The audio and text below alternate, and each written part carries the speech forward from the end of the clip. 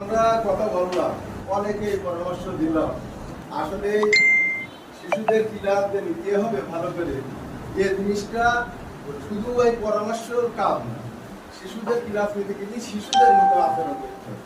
তখন আমি একটা গল্পের মাধ্যমে বলছি, আমার ছেলে মেয়ে মেলায় গেছে। আমার ছেলের বয়স 2 বছর নয়, তাকে শিশুরাও এরকম 5-6 বছর 7 বছর।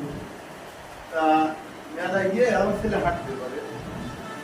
এখন মেলায় গিয়ে আমি দেখি লোকে গিয়ে চারিদিক শুধু লোক আর লোক। তখন আমি আমার ছেলেটা আমি কোনে কোনে একটা দাঁড় করালাম, বুঝতে। এবার আমি বলছি, আব্বু ওই দেখো না করছি। এবার ও দেখি কাঁদছে, শুধু কান্নাকাটি করে। আমি বলছি, আব্বু ওই দেখো কলা ধরছে, কলা খাবা? তাও কাঁদছে। তারপর আমি বলছি, ওই বেলুনটা মুবা? তাও দেখছি কাম। তখন আমার রাগ হয়ে যায়, এত কাম থেকে এবার নতুন জুতো কিনে দিদি তো বেলটালা। এবার আমি বেলটালা আমি মনে করি কি পাই না।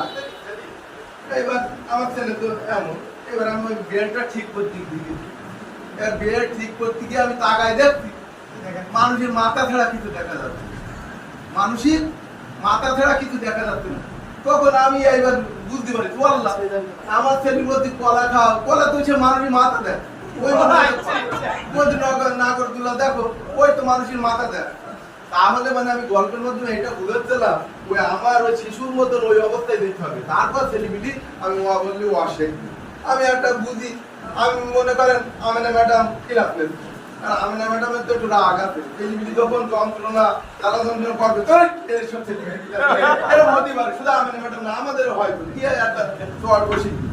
আসলে তো এরকম হবে না। তখন একটা কবুতর তার বাচ্চাকে খাবার দেয় কিভাবে, মনে করেন গম সংগ্রহ করে, গম না শক্ত শক্ত জিনিস সংগ্রহ করে কি করে, চাবাই চাবাই ও রেখে কি করে গরম করে তারপর খাওয়ায়। তা আমাদের বাচ্চাদের ক্লাস নিতে গেলে এইরকম হতে হবে, তারপরে ক্লাসগুলো ভালো হয়।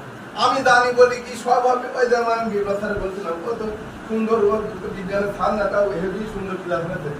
কিন্তু একটাতে থ্রি পর্যন্ত ক্লাসে কি যাচ্ছে মাটির উপাদানগুলো দিনই বলে, মানে ওরা তা বলতে আসলে ওই ছাত্রায় আমাদের জন্য এত বকতে ছেলেগুলি শিখবে। সত্যি কথা, অল্প কথা বলতে গেলে ছেলেগুলি পড়তে হবে। কেননা আমি এখন বুঝবি, মনে করেন আমি রসায়নের যা জানতাম না, এই 2 বছর আমি চেষ্টা করি এমন একটা মানে ওপরে বলতে চলি, আমার নিজে মনে হয় যে আমার ক্লাস কোনো ব্যাপারই মনে হয় না, বড়দের ক্লাস এখন কোনো ব্যাপার মনে হয়।